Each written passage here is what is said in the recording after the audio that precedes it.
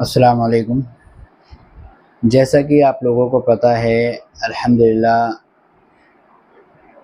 निज़ामुद्दीन मरकज़ बंगले वाली मस्जिद आज पूरी दुनिया के लिए एक मिसाल है दीन और तबलीग के लिए, जो कि मौलाना नयाज़ रहमतुल्लाह अलैहि ने उसकी बुनियाद रखी थी और उनकी नस्ल ही आज अल्हम्दुलिल्लाह उसको चला रही हैं। और इस वक्त के जो हमारे अमीर अल्हम्दुलिल्लाह पूरी दुनिया इस टाइम जानती है उन्हें, मौलाना साद साहब। तो आज जो है मौलाना साद साहब हमारे अमीर हैं इस वक्त के उस मरकज़ निज़ामुद्दीन बंगले वाली मस्जिद के। लेकिन कुछ फ़िरके जिन्होंने आज अपने मरकज़ बना लिए हैं, अपनी मसाजिद बना ली है और मौलाना साद पे बहुत तहमतें लगाई जा रही हैं, बंगले वाली मस्जिद पे बहुत ज़्यादा तहमतें लगाई जा रही हैं। यहाँ तक कि मुंतखब हदीस जो एक अमली किताब है उसको भी पढ़ने के लिए मना कर दिया गया है। तो ऐसे फ़िरके आज कई मस्जिदों में ठहरने की कोशिश करते हैं। सिर्फ़ उनका काम ये होता है कि एक दूसरे को गुमराह करना, और उन्हें ये लगता है वो दीन का काम कर रहे हैं। जो मशवरे से तय होता है, जो मशवरे से काम होता है, वो हक़ होता है और अल्लाह के नबी आप सल्लल्लाहु अलैहि वसल्लम की मदद उस पर होती है और वो सुन्नत में कहलाया जाता है। अगर जो वक्त के अमीर के ताबे नहीं चलेगा वो परेशानी और ज़िल्लत उठाएगा। जैसे आज पूरी दुनिया के लिए मक्का एक सेंटर है और एक बहुत बुनियादी चीज़ है, ऐसे ही दुनिया के लिए निज़ामुद्दीन मरकज़, जहाँ से पूरी दुनिया में दीन का तबलीग का काम चलता है, ये आप और हम बहुत अच्छे तरीके से जानते हैं।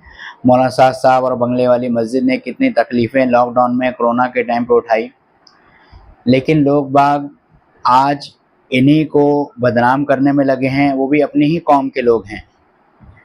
लेकिन इस गुमराही से बचें जो दूसरी जगह मसाजिद बना दी हैं, तो उनके ताबे बिल्कुल नहीं चलना। हमें अल्लाह का हुक्म और नबी का तरीक़ा पूरा करना है। बंगले वाली मस्जिद मौलाना साद साहब जो कहेंगे, वक्त के अमीर जो कहेंगे, हम इंशाअल्लाह उस पर लब्बैक कहेंगे। जैसे मक्का एक है, दूसरा नहीं बन सकता, और कोई बनाना चाहे तब भी उसकी बुनियाद नहीं रख सकता, ऐसे ही निज़ामुद्दीन मरकज़ इंशाअल्लाह क़यामत तक ऐसे ही बुलंद रहेगा, ऐसे ही आवाज़ उठाएगा और ऐसे ही इंशाअल्लाह चलता रहेगा।